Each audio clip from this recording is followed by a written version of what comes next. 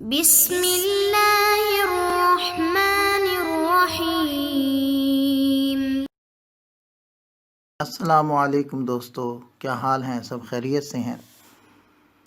ہماری اسماء غیر متمکنہ کے ضمن میں ضمائر کے متعلق گفتگو چل رہی ہے، اور ضمائر کی 5 اقسام میں سے پہلی قسم ضمیر مرفوع منفصل پر ہماری قدر تفصیل سے گفتگو ہو چکی ہے۔ آج ہم دوسری قسم ضمیر مرفوع متصل کے بارے میں بات کریں گے۔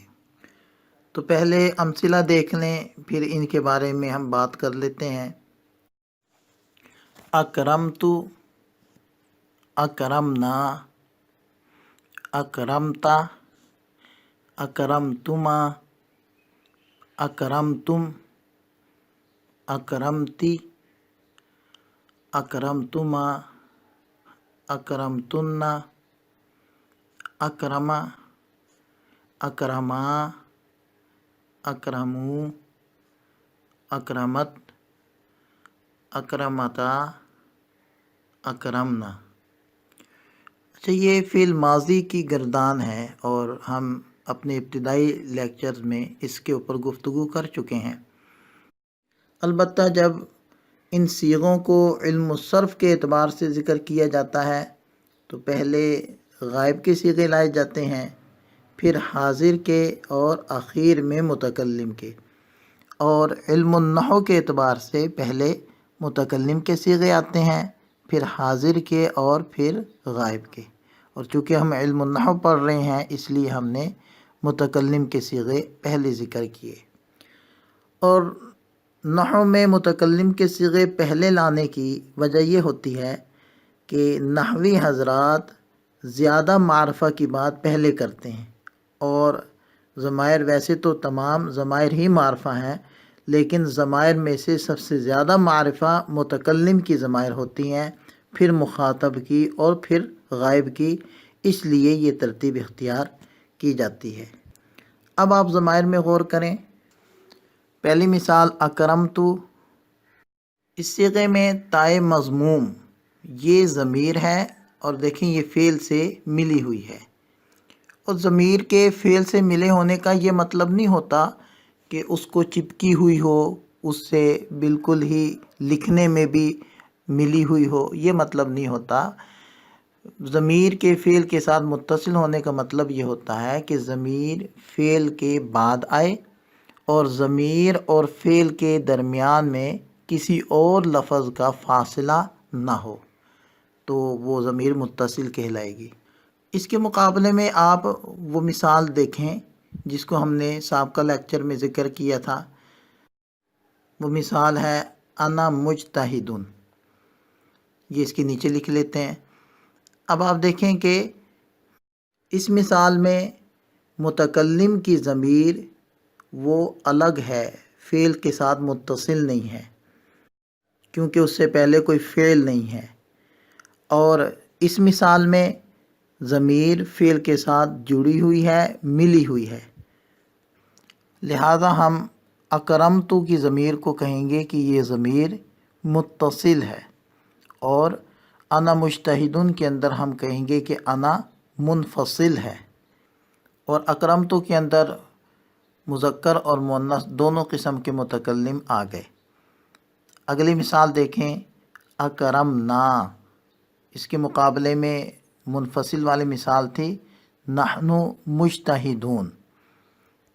اس میں بھی یہ بات بالکل واضح سمجھ میں آ رہی ہے کہ ضمیر نحن وہ منفصل ہے، اور اکرمنا کے اندر جو ضمیر ہے یہ متصل ہے۔ اور جمع متکلم کے اندر تثنیہ مذکر مؤنث اور جمع مذکر اور مؤنث، یہ سب مفہوم اس میں آ جاتا ہے۔ اب اسی ترتیب کے مطابق آپ اگلے صیغے دیکھتے جائیں، اور اس میں ضمائر کے بارے میں غور کرتے جائیں۔ اکرمت، انت مجتہدن، اکرمتما، انتما مجتہدانی، اکرمتم، انتم مجتہدون، اکرمتی، انتی مجتہدتن، اکرمتما انتما مجتہدتانی، اکرمتن انتن مجتہدات۔ غائب کی ضمائر دیکھیں، اکرما ہوا مجتہدن، یہ اکرما یہ ضمیر مستتر کی مثال ہے، اس میں ہوا ضمیر ہے جو چھپی ہوئی ہے۔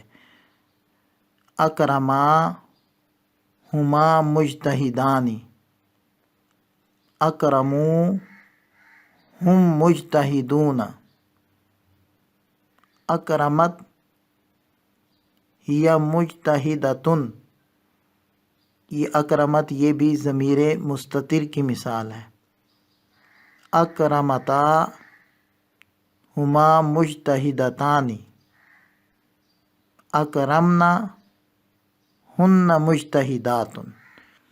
ان تمام امثلہ میں اگر آپ غور کرتے جائیں کہ جو دوسرے نمبر پر ہم نے امثلہ ذکر کی ہیں ان تمام میں ضمائر یہ فعل سے جدا ہیں، منفصل ہیں، اور پہلے نمبر والے امثلہ میں ضمائر متصل ہیں، فعل سے جڑی ہوئی ہیں۔ یہ دونوں قسمیں یعنی متصل ہوں ضمائر یا منفصل ہوں، یہ مرفوع ضمائر کہلائیں گے، کیونکہ اس قسم میں یہ ضمائر فاعل ہیں اور سابقہ قسم میں یہ ضمائر مبتدا تھیں۔ لہذا ہم یہ تعریف کر سکتے ہیں کہ ضمیر مرفوع وہ ضمیر ہے جو جملے میں مبتدا یا فاعل بنے۔ اس ضمیر کی ترکیب بھی آسان ہے۔ اکرمتو کے اندر اکرمتو فعل کہلائے گا، تا ضمیر اس کا فاعل ہے، فعل اپنے فاعل سے مل کر جملہ فعلیہ خبریہ ہوا۔ اب چند ایک مصادر آپ لوگوں کے حوالے کرتا ہوں۔ آپ حضرات نے ضمیر متصل کی مشق ان مصادر کے ذریعے سے کرنی ہے، جیسے النصر، اس کا معنی ہے مدد کرنا، اس سے آپ لوگوں نے ایسے ہی صیغے بنانے ہیں، مثلا نصرت، نصرنا، نصرتا، نصرتما، نصرتم، اس طریقے سے۔ دوسرا لے لیں الجلوس، اس کا معنی ہے بیٹھنا، اس سے جلست، جلسنا، اس طریقے سے بنیں گے۔ پھر لے لیں آپ الشرب، پینا، اس سے بنیں گے شربت، یعنی را کے نیچے آپ نے کسرہ لگانا ہے۔ اور الحمد، تعریف کرنا، اس کو بھی آپ نے حمیدہ اور حمدت، حمدنا، اس طریقے سے بنانا ہے۔